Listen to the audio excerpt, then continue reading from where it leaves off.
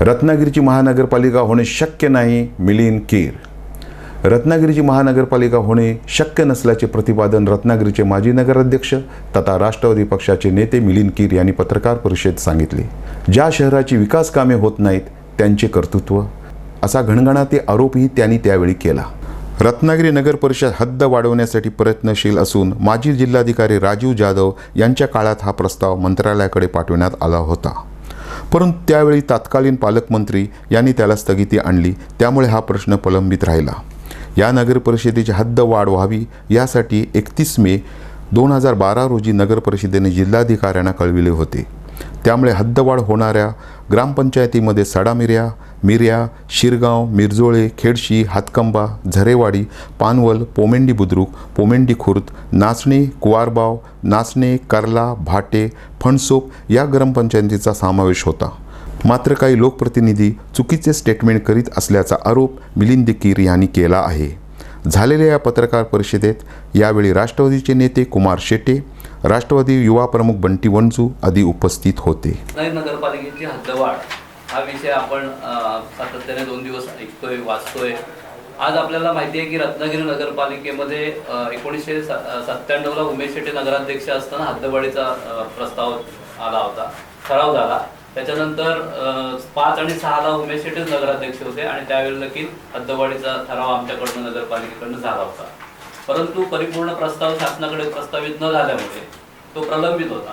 आणि मी नगराध्यक्ष झाल्यानंतर प्रायोरिटीने मी माननीय जिल्हाधिकारी राजीव जाधव साहेब यांना भेटलो आणि त्यांना भेटल्यानंतर त्यांना समजावून सांगितलं की आपल्याकडे आता शहराची हद्दवाढ होणं गरजेचं आहे. तात्काळ राजीव जाधव साहेबांनी मला संमती दिली आणि त्यांनी सांगितलं लगेच माझ्याकडे प्रस्ताव सादर करा, आपण शासनाकडे पाठवून देऊया. आणि त्याप्रमाणे आदरणीय जिल्हाधिकारी राजीव जाधव साहेबांनी तात्काळ प्रस्ताव माझ्याकडनं पाठवून दिला. आणि तेव्हापासून 2020 पर्यंत शासनाकडनं वारंवार पत्र या नगरपालिकेला येत आहेत की आपण ज्या काही अटी शर्ती आहेत त्या सगळ्या तुम्ही फुलफिल करा आणि पाठवून द्या. 2014 पूर्वीच ही महानगरपालिका झाली असती, परंतु सन्माननीय उदय सामंत त्यावेळेला मंत्री होते आणि त्यांचं असं म्हणणं होतं की जनतेचा त्याला विरोध आहे आणि त्यावेळेला त्यांनी स्वतः तिथे तो विषय थांबवला होता. आणि आजला पुन्हा नगरपालिकेची हद्दवाढीचा प्रस्ताव यावा, म्हणजे हद्दवाढ व्हावी असं शासनाकडनंच वारंवार पत्रव्यवहार होतोय. आणि त्याप्रमाणे 2020ला देखील पत्र आलं होतं आणि आता परवा दिवशी माननीय जिल्हाधिकाऱ्यांनी देखील नगरपालिकेमध्ये बैठक घेऊन त्या संदर्भामध्ये चर्चा केली असं मला कळतंय. आणि हा विषय हा रुटीन मधला आहे. हा विषय जुने जे प्रस्ताव आहे त्या प्रस्तावाला अनुसरून आहे.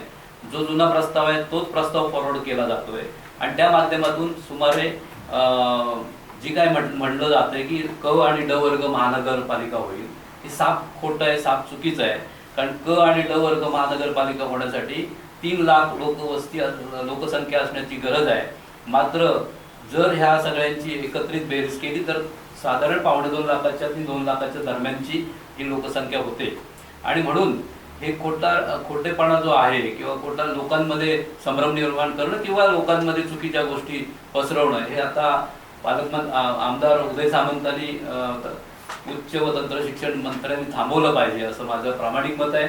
आणि खरोखर जनता जर विरोधात असेल तर मी विरोधात आणि जनता जर बरोबर असेल तर मी बरोबर, हे आता सगळं सोडून द्या.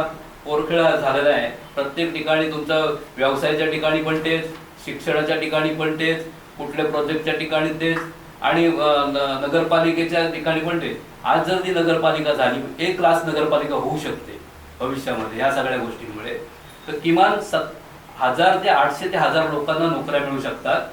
आणि त्या नोकऱ्या 2012 नंतर जर तो प्रस्ताव झाला असता आणि 2014ला जर का जर अवर्ग नगरपालिका झाली असती तर 700 ते 1000 लोकांना नोकऱ्या ह्या नगरपालिकेत मिळाल्या असत्या परमनंट. आज आमच्याकडे कित्येक लोक अशी बाजूला गेली, म्हणजे ज्यांना नोकऱ्यांमध्ये परमनन्सी मिळालेली आहे. ते दुर्दैव आहे. त्यांनी समजून घेतलं पाहिजे आपण लोकप्रतिनिधी आहोत, कुठलेही व्यवसाय आणू शकत नाही, कुठल्याही लोकांना रोजगार देऊ शकत नाही. ह्या माध्यमातून तरी 1000 लोकांना नोकऱ्या मिळतील हे आधी पाहिलं पाहिजे. चुकीच्या माध्यमातून काही स्टेटमेंट करून नको त्या दिशेला काही म्हणजे जे चाललेलं आहे ते नको त्या दिशेला वळवण्याचा प्रयत्न करू नये, एवढंच माझं मत आहे. 5-5 वर्षाचा नगराध्यक्ष थेट जनतेतून होता. आता ह्या थेट जनतेतून 5-5 वर्षाचा नगराध्यक्ष निवडून देण्याची संधी आता जनतेकडनं गेली आणि नगरसेवकांकडनं आल्यामुळे सर्व राजकीय पक्षाची लोक हे आता खेळ पुन्हा जो 6.5 वर्षाचा जो खेळ आहे हा प्रत्येक वर्षी सुरू होणार आहे. म्हणजे जो नगरसेवक नगराध्यक्ष म्हणून होईल तो खुर्चीत बसून वर्ष होता होता कधी उतरेल हे देखील कळणार नाही. तर त्याला कामकाजच करू येणार नाही आणि संपूर्ण जनतेवर त्याचा परिणाम होतो. आणि हा जी सत्तेमध्ये सत्ता म्हणजे पक्ष येतो तो नेहमी सातत्याने करत आलाय. वर्षाला एक नगराध्यक्ष, त्या काळामध्ये शासनाचं हे होतं म्हणजे परिपत्रक होतं, तेव्हापासून प्रत्येक 5 वर्षामध्ये 5 नगराध्यक्ष बदलायचे. पण एक 2 वर्षानंतरचा नियम बदलला आणि 2.5 वर्षाचा नगराध्यक्ष आला. त्यावेळेस संधी फक्त त्यांना मिळाली प्रमोद रेड्डींना, की प्रमोद रेड्डींना सलग 3 वर्ष मिळाली. म्हणजे असं जर तुम्ही 3 वर्ष आता 2.5-3 वर्षाची जर संधी मिळाली लोकांना ना, तर लोक चांगल्या प्रकारे काम करू शकतात, लोकांकडनं मंजूर करून त्याचं इम्प्लिमेंट करू शकतात. आता परिस्थिती फार वेगळी. रत्नागिरीच्या महानगरपालिकेला अनेक ग्रामपंचायतीकडून होणारा विरोध झुगारून रत्नागिरीचे आमदार तथा उच्च शिक्षण मंत्री ही महानगरपालिका होण्याचा प्रयत्न करणार का, याची चर्चा आता सुरू झाली आहे.